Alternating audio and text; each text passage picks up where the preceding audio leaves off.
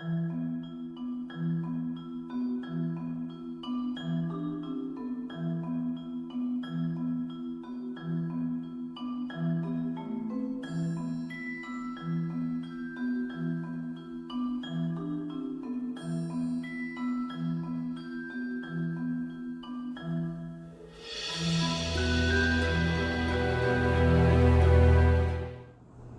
a lot of things in this world of ours that some would consider broken.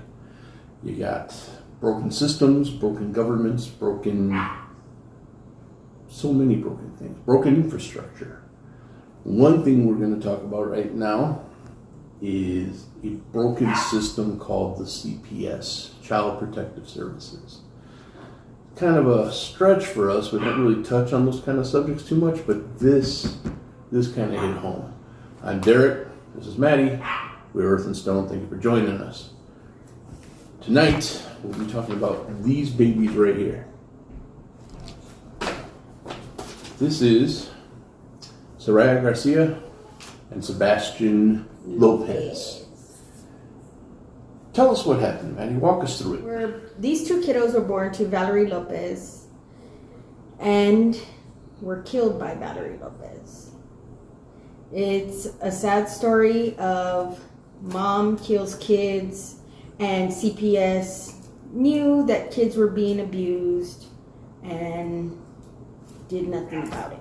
CPS has some kind of weird checklist that they don't check all the boxes, they don't take an action. At least that's what we gathered from it. It's like, we see a bruise on the kid's face, or we see, any kind of abuse, but it wasn't quite in line with the abuse that we pulled them out of the house for. They had multiple calls from family members saying, man, there's something wrong here, you need to go check that out. And something that Maddy had pointed out to me was that CPS made several attempts to call them, but there was no answer. Now, to me, if somebody doesn't answer a call and you need to check on them, that calls for a wellness check. You go find out why they're not answering the phone, because there's kids at stake here. They didn't do that. It's like, oh, no answer. You're not delivering a pizza, man. You're checking on some children. Well, they were way late on that action. Right, and I get there's a lot of kids, a lot of crimes, and I get that there's people that say something's happening and it's not, just to get other people in trouble. But these people had video. They had witnesses. They had things from family members, sisters, like close family members saying, hey, she's done this, I've seen her do this, and still, from what we've read, nothing was really done about it. The kids were not taken away. No, they were left in this home with their mother, and was that their father that she lived with, or was it her boyfriend? It was her boyfriend. Okay, he lived with a boyfriend who had a previous record of threatening, not a record, I shouldn't say a record, but there's been reports of him threatening his previous girlfriend and his child, saying that if she ever left him, he would kill them both, hurt them both, whatever. So this guy's already should be on someone's radar somewhere. But, this girl chose him as the new baby daddy. And didn't you tell me that she had two previous kids? Yes. So before Sariyah and Sebastian, Valerie had two other children. And wasn't one of them born while she was in foster care? Yes. Okay, like the CPS had gone to investigate allegations of abuse on her first child, and instead of just taking the child away because Valerie was 16, it's Valerie, right? Valerie was 16, they took them both away into the foster system. What did Valerie wind up doing after she gave birth in the foster care system? She ran off and she left the kids there. They were later adopted to other families. Yes. And which was a great blessing for them, because we see what happens when the children are left in their care. Now, I'm not sure how many years later this incident happened after she was out of the system, how old she was, but she was quite a bit older. But the story surrounding these two babies, they're babies. One was beaten, I believe, because it would Christmas Eve. Christmas Eve. I mean, if that don't just add salt to the wound. She beat him because he wouldn't stop crying. Was it the girl that died first? Yes. The girl died first. So Sariyah wouldn't stop crying. And you know, it's always been a mystery to me how you stop a child from crying by hurting them more. Doesn't make any sense. But that child died, and those two wrapped it up in a blanket, sealed it with duct tape, put it in a duffel bag, and of all places threw her under the house. Under the house. Put her under the house. Did they bury her, or did they just throw the bag under there? They placed the bag under the house. So what gets me is you're punching, from what the sister said, she would punch the children. You're punching the babies. The baby, when they did the medical examination, was shown to have broken bones. So if you're hitting the baby because it won't be quiet, well, her bones are broken because you broke them. Right. So what was she supposed to do? What was she supposed to do? She had no choice but to cry in agony and pain and hurt, fear, whatever else a child feels when put under duress like that. And like Maddy just said, she was known for punching children. That's what got her put in the foster care system with her daughter, because it was a witness there that saw her punch her in the chest. I mean, you know, a punch to the chest can knock your heart out of rhythm and kill you.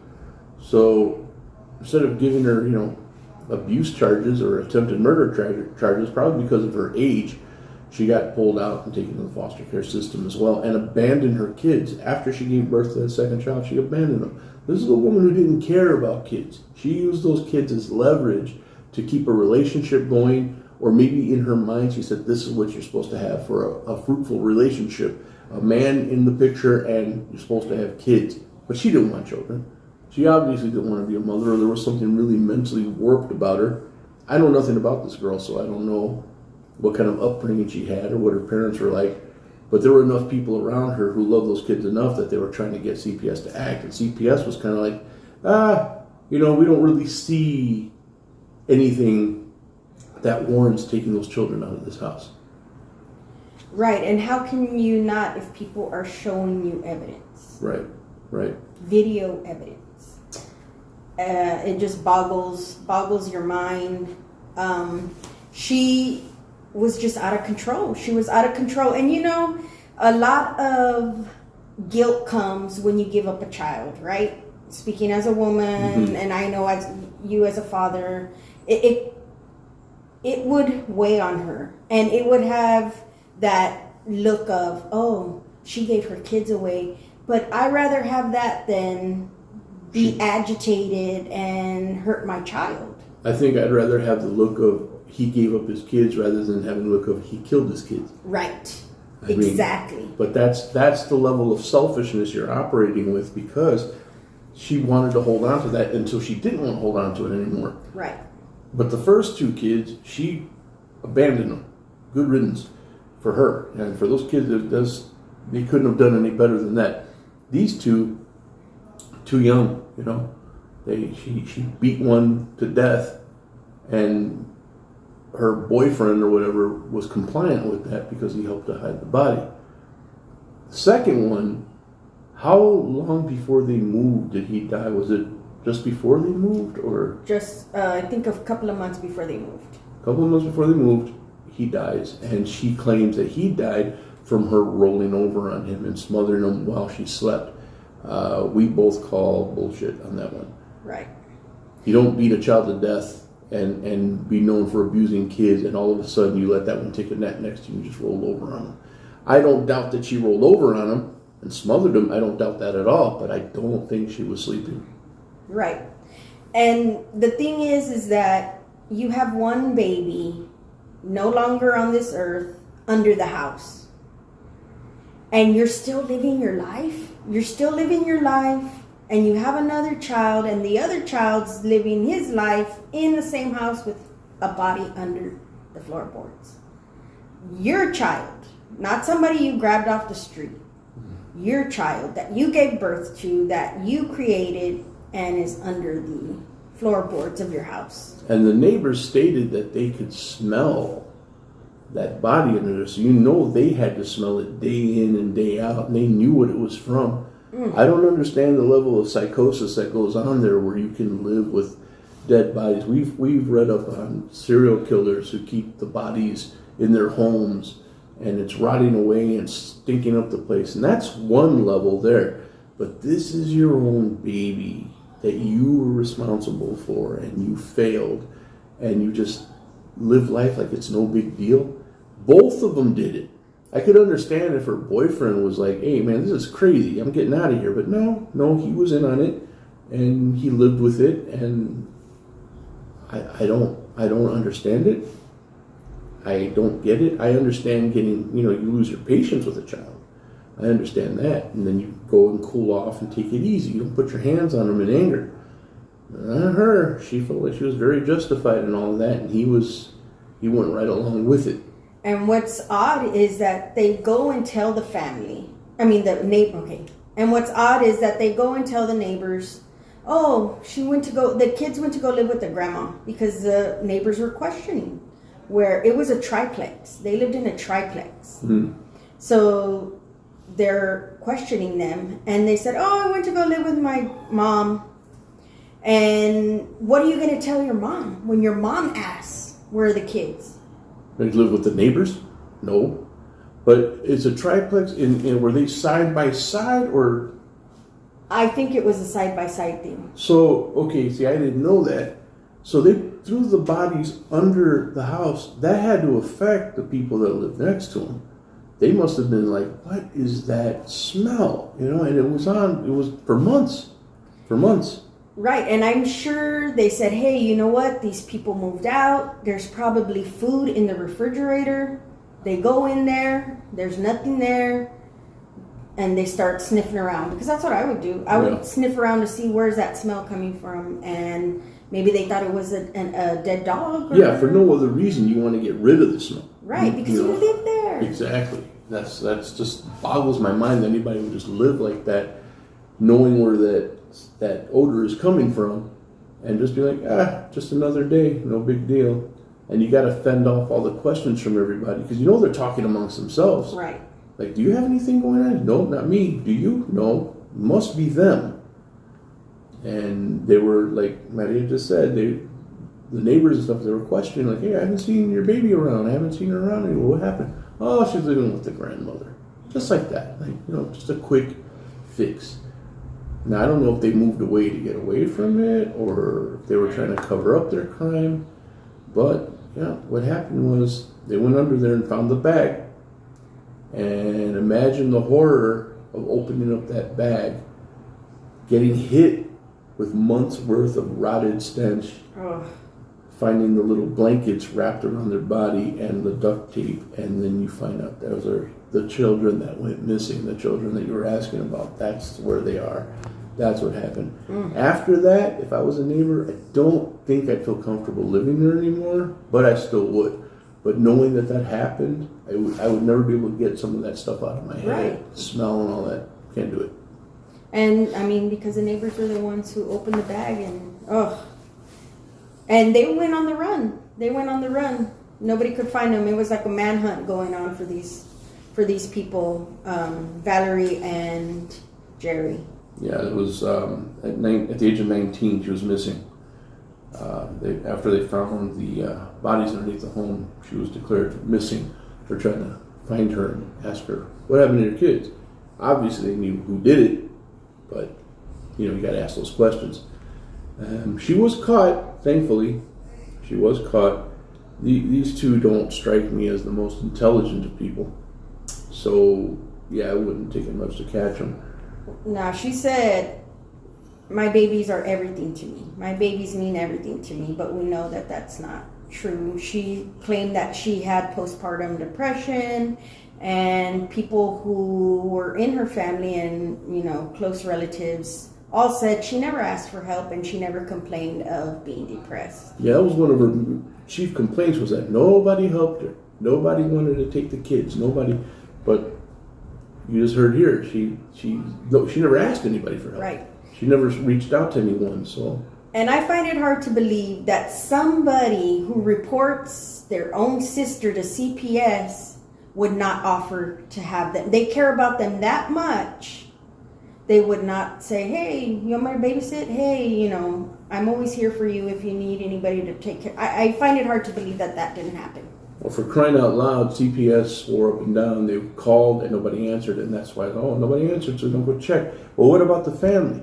If they're reporting them to CPS, wouldn't the family have gone and been knocking on the door like, hey, let me see the kids. Where are the kids at? Right. And you can't pull that they're staying with mom, Jazz, because they know mom. That's your sister. Right. She would know if they were there or not.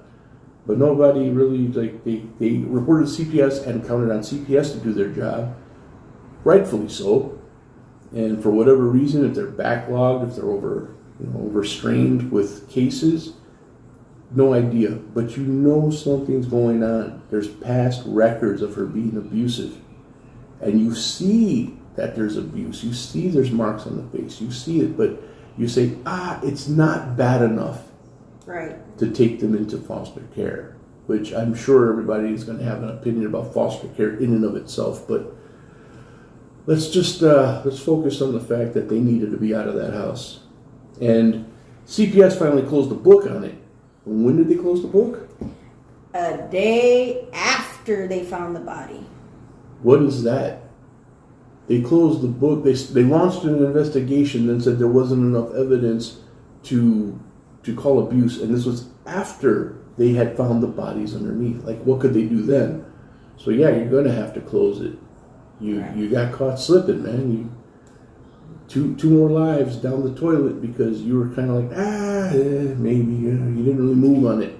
And you know, I believe that the people that work in this line of work, they probably get desensitized because they've seen so much, and they have to cut it off. Because if not, then they can't live their life, right? Yeah, I can only imagine what they see in a day with abuse and everything like that. So you have to kind of become cold, I guess. Yes. Kind of like the mortician and people like that. And a doctor, and nurses, they have to separate themselves from it. But I think some common sense has to tell you, okay, this needs to be looked at closer. Right. I'm all for not acting on emotion. Right. Because you can overreact sometimes. Maybe something isn't happening, but you feel like something's happening and you act on that. That's not really professional. But if you see the telltale signs of abuse, then like Maddy said, common sense has to kick in somewhere. Yeah. So they caught her, and she stood tall before the man. What did she get? Life without parole. And her boyfriend? He got life with the possibility of parole. When is he eligible? Do you know? I don't know. Let me see. But the reason why he even got anything was because he knew that the abuse was going on. And let me tell you, do you know how hard you have to hit a child to break their bones? A baby. Because when a baby's born, their bones are like rubber. That's why they're in your stomach and they're like this, because their bones are like rubber. So throughout life, your bones gets, harder, like osteoporosis. That's why they're born with a soft spot on their hip. It's not formed yet.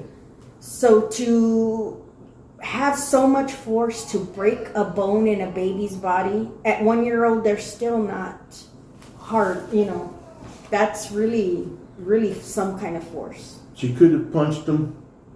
She could have gotten mad, get out of here, and pulled a little too much force. It doesn't take much to pull a bone or to snap it if it's so soft.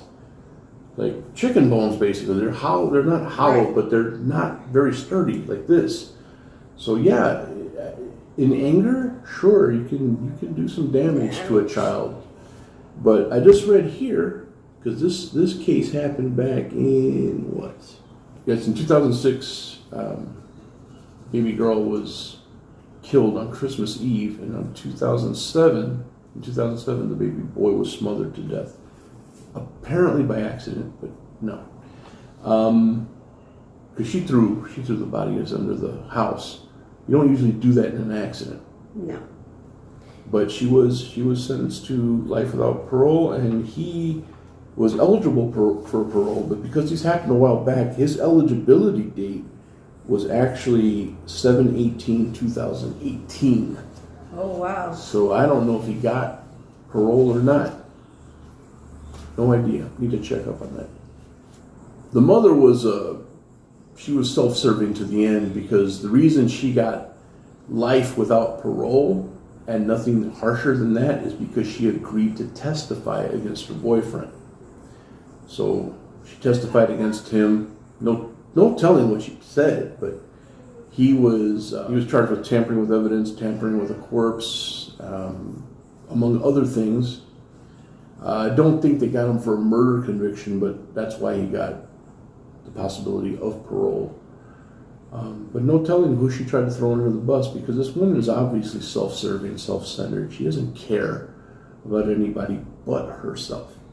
Now, she can go ahead and say she has postpartum depression. We know that can be a very serious thing. We've seen it in the past. People with postpartum depression will do these things. But the ones I've seen, they'll do these heinous acts, but they don't try to hide it. They're just like, they are really out of their sources mentally. So they do it and they're just like, okay, I did it. That's all there is to that. Right. They don't try to hide it and get away with it. She did. And what's odd through this whole case is that I never saw drug abuse in any of the writings, and I never saw the mention of alcohol abuse. So I'm not sure if it did play a part, but it was never mentioned in any of the papers that we saw. But the bottom line is that 2 adults are sent to prison and 2 very precious lives are ended. They deserved better. They deserved to be looked out after. They deserved a good life. You know, everybody deserves a good start in life. Babies are innocent. What have they done to ever deserve anything less than that? Just sad the hand that life dealt them. Their very short lives were littered with pain, fear, abuse, and of course tragedy. Sariyah and Sebastian's lives were cut short, and their short lives were filled with tragedy, fear. So we located their grave, and we wanted to go pay their respects, say some final words, and we will take you there right now. So here lies Sariyah and Sebastian. This is their final resting place, obviously. What can I say about them? What can we say about them? Nothing. Nothing. Because they weren't allowed to live lives like everybody else. They weren't allowed to have a story. They were taken from this earth way too soon. Out of selfishness, out of callousness, but their story ends right here before it even began. I can say this though. They experienced pain, hurt, and fear in their short little lives, way more than most people do in an entire lifetime. Some people are on this earth 80, 90 years and don't know the type of fear those children felt, because they were in the hands of people who, quite frankly, didn't love them, didn't really want them. But they were loved by others, that's for sure. That's why the pouring of support and emotion came out for them when they found them. They found their broken little bodies under that house. And now they rest respectfully the way it was intended.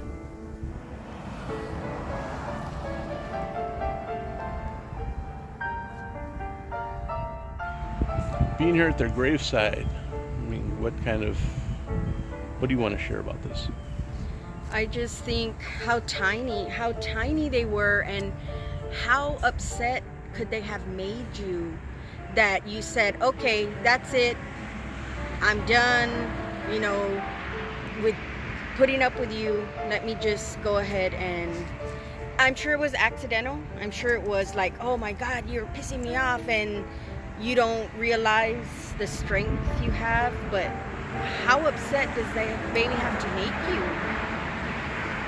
Yeah, they found evidence of the girl having her teeth pulled out.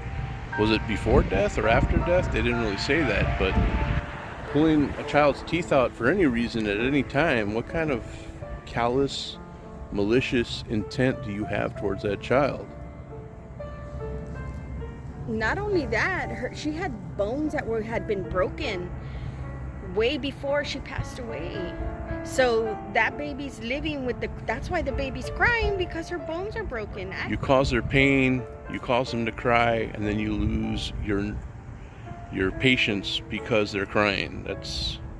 There's a catch-22 that a child can't dig themselves out of. Just very, very sad ending. It would have been nice to have a nicer ending. They would have gone into like the foster system, found a family that loved them, which wouldn't have been too hard. They were babies. But that didn't happen. They were failed by a broken system. And they had family that looked out for them. They tried to get CPS involved. But what more could they have done? I don't know.